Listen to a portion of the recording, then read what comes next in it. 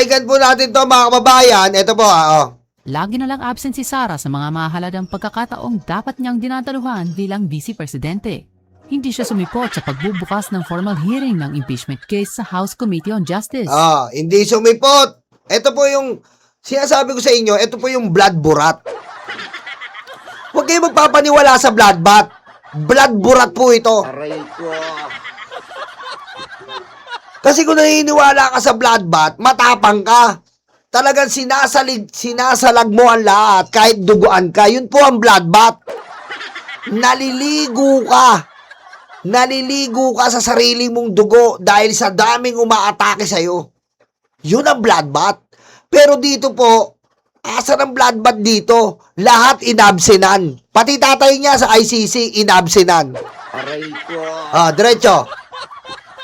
Lagi na lang absent si Sara sa mga mahalagang pagkakataong dapat niyang dinadaluhan bilang Vice Presidente. Hindi siya sumipot sa pagbubukas ng formal hearing ng impeachment case sa House Committee on Justice.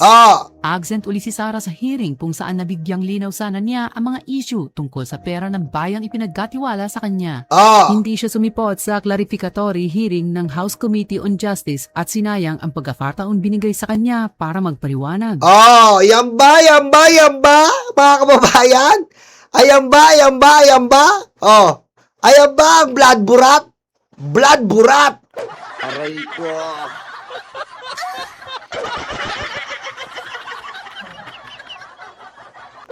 Diba?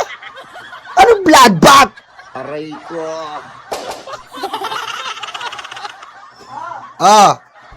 Tumanggi siyang humarap sa komite na humahawak sa kanyang impeachment para pangatawanan ang kanyang boycott sa mga pagdinig. Wala rin ni anino si Sara sa pagbubukas ng impeachment trial sa Senado.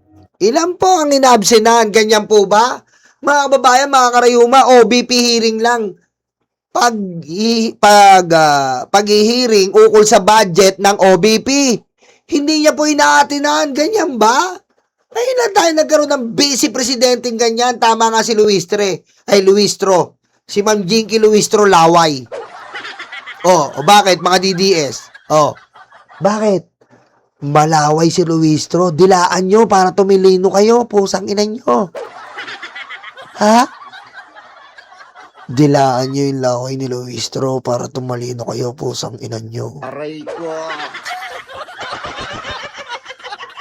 Ha? Laway lang yun kay Sara kulangot, pusang ina nyo. Yung kulangot ni Sara, hindi ito nyo, yung kulangot niya.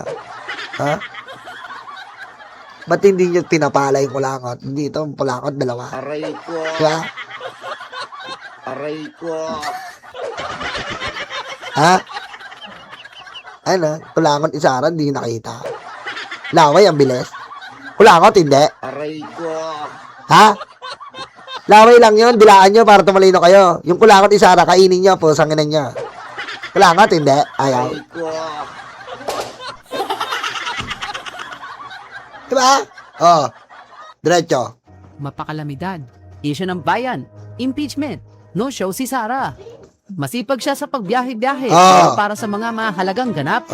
May masipag gumala, pusang inagala, masipag. Sa pagharap sa pananagutan at tungkulin niya sa bayan. Asan si Sara? Wala nga. Yan ang pinagtatanggol. Diretso natin dito. Pakinggan nyo. Gaano ba ginalagaso sa gala? Ngayong taon naman, umabot na sa higit 20 million pesos ang nagastos para sa local at foreign trips ng OVP. Nasa frontline ng balitang yan si 20 million!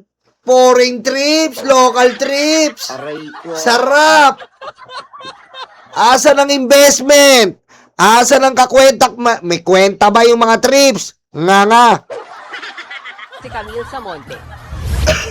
Sa pagbasok ng taong 2025, sunod-sunod ang travel abroad ni Vice President Sara Duterte. Sunod-sunod ang travel!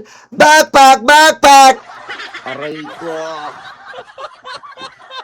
Sara, travel, chichi di Dora, chichi Dora. Aray ko. Nitong Pebrero, kasama ng bise ang kapatid niyang si Kitty Duterte sa Japan para sa isang private trip. Oh. Nagpunta rin siya sa Hong Kong nitong Marso. Sa kaparehong buwan ay sinundan naman ng bise sa the Netherlands. Oh, Japan, Hong Kong, Netherlands, sarap buhay. Aray ko. Diba? Sarap buhay. Oh. Ang kanyang amang si dating Pangulong Rodrigo Duterte na nakakulong sa ICC Detention Facility. Nagpabalik-balik dyan ang bise. Bukod dyan, bumusita rin siya sa Qatar. Qatar, Malaysia, Australia, South Korea, Kuwait, France, name it. Aray ko. Ang pakasarap. Ah, diretso. Malaysia, Australia, South Korea. Nito namang August, sa Kuwait at France naman siya nagpunta. Ayon sa OVP, nasa 20.68 million pesos na ang kanilang gastos para sa kanyang biyahe sa Pilipinas at abroad. Ano po yun? Pera natin, oh, ginagastos pa travel-travel. Sasabihin ng mga DDS, hindi nyo pera ng ano yun, pera ni Sara yan. Taka! Aray ko. Apakabobo nyo. Sa mga security pa lang ni Sara na 400, ubus na pera natin eh. Security niya 400, daig pa yung Pangulo. Aray ko.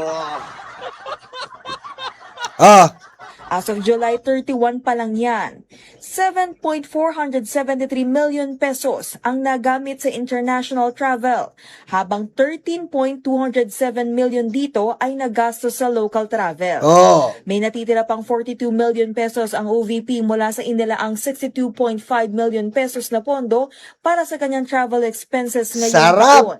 Susunod na taon, nasa 20 million pesos na lang ang budget allocation para sa travel expenses ng OVP. Sa ngayon, may nakatakdang biyahe si VP Sara papuntang Japan ngayong buwan, pero hindi pa kumpirmado kung tuloy ito. Sarap ng biyahe, no? Biyahe ng biyahe, wala naman nangyayari, puro gala. Tangina. Aray ko. Ang sigurado, ang pagpunta ng bise sa Naga City ngayong Setyembre para makaisa sa Peña Francia Festival. Sarap buhay po ni Sara, yan po. Kilalang kilala natin siya. Bloodbath, di ka umaaten, puro gala. Ganyan ba yung sinasabi nilang matapang? Pareha sila ng mag-ama nila? Aray ko. Ah. Yan tayo eh.